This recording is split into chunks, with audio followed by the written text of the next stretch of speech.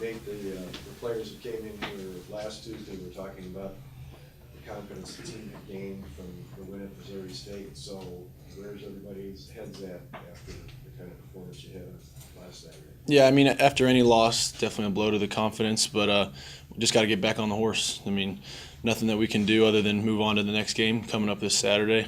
And we're going to find out a lot about our team this week in preparation and getting ready for this game. When you went through your corrections yesterday, what was Coach Wolford kind of stressing? What were some of the things that you thought were the most pressing? I think just to be really basic is just communication. I think from a execution standpoint, we played a fairly good game on Saturday. We had some communication breakdowns, whether it be on special teams, offense, defense, that are all correctable things that we were working on this week. And like I said, just one thing at a time. Let's talk about the move from Dante to Hunter and what that did for the offense. Yeah, I mean, Hunter came in, and obviously he's good at airing the ball out. And from just an offensive standpoint, whoever the coaches think it gives us the best chance to win, whether that's Dante or Hunter, I mean, we're going to support them, either one of those guys, the whole way. So whoever's in there, we're not going to bat an eye. If it's Dante or Hunter, well, we're excited for those guys to get their opportunities. And maybe they'll both play, maybe one will play. Not exactly sure yet, but we'll see coming in on Saturday. As a tight end and someone who lines up in the backfield, is it tough to adjust or easy to adjust from one to the other? I mean, they both get reps throughout the week, so I mean, obviously I know who's in when I'm in the game, but I wouldn't say that it changes how I play or how anybody plays. They all get reps throughout the week with the ones and twos and switching back and forth. So I think I'm comfortable with both of them. So just whoever's in there, we'll make the best of it and go from there. You lined up in the backfield, they're able to carry the ball a little bit. Is that something you'd like to do a little more of? Yeah, absolutely. I mean, like I say, I always say I like getting the ball in my hands, whether it's through a pass or on the ground. It's been the first time since I was in about the 7th grade I got to run the ball, so that was pretty fun for me. In last year's game, this was kind of the norm. I think Sharba picked up some key first downs last year. Is that pretty much what you got to look forward to this year or this week too? Yeah, I mean, we haven't installed the whole game plan yet, but I mean, if that's what we need to do, then that's what we'll do. If it's Martin running the ball, if it's Hunter or Dante throwing the ball, whoever it may be, as long as we're picking up first downs and we're converting on third downs, which is always what Coach calls money down, it doesn't really matter who has the ball in their hands. You get nervous at all going back there? No, I wasn't too nervous. I was excited. I'll say I was excited. So when you know you're getting your number called, it's definitely a good thing. You gonna ask for any toss sweeps? I don't know. I don't exactly have that breakaway speed on the outside, so I'll stick to staying in the middle, hopefully. I mean, it's like halftime of the season, 6 games down, 6 to go. Where's this team at?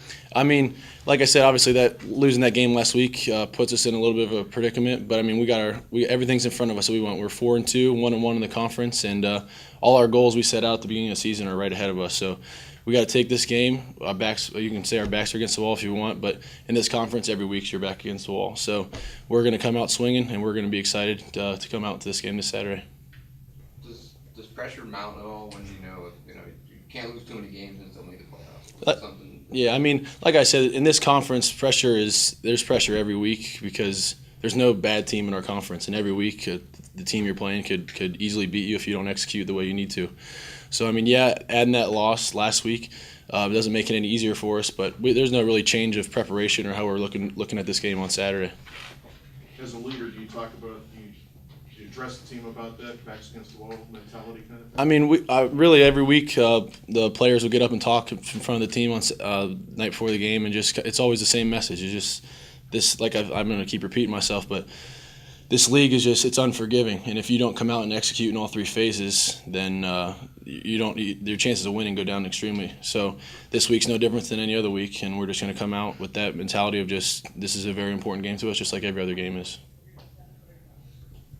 Can you talk about Southern Hill and the challenges they pose for you? Yeah, Southern Hill, their defense is really good, just like a lot of other teams here. I know they're offensively, they're also very good, so we're just got to execute the best that we can, play in and play out, and just try to, like Coach Montgomery always says, there's 4 or 5 plays the game comes down to, and hopefully we're the team making those 4 to 5 plays at the end. Anyone stick out on defense so far from what you've seen? I mean, they're all solid. I mean, I know personally for me that some of their outside linebackers are really good because those are the guys I'll be going up against. So they have a lot of athletes on their team, a lot of guys that make a lot of plays. So as a team, they're a good, solid defense.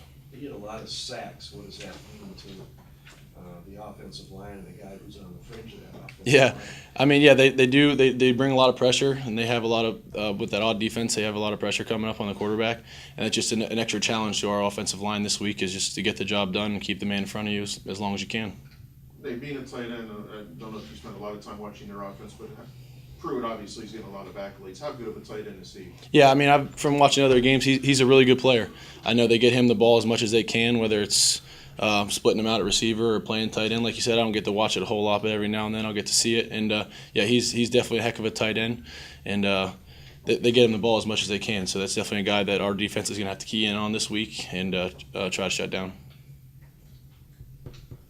You guys had, I think, 3 or 4 sacks given up last week. Was there anything specific to selling film as to why the pressure was getting there? No, I mean, the Western Hill prided themselves on not giving up the big plays, and when their defense does a good job of taking away some things, obviously it makes it a little harder on our offensive line to hold blocks for extended periods of time. So some of that, I mean, it's on both receivers, O-line, and tight end, me and personally. So just one thing we're working on this week, but are all correctable.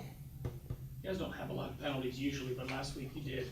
And do you, as a team leader, do you kind of talk to some of the younger guys about keeping your cool, especially with the ejections and in crucial moments getting penalized? Yeah, absolutely. It's just something we always talk about. Is just don't let anybody get under your skin. It's always the second guy that gets caught in a game, whether it's they started or we started, however it was in the game.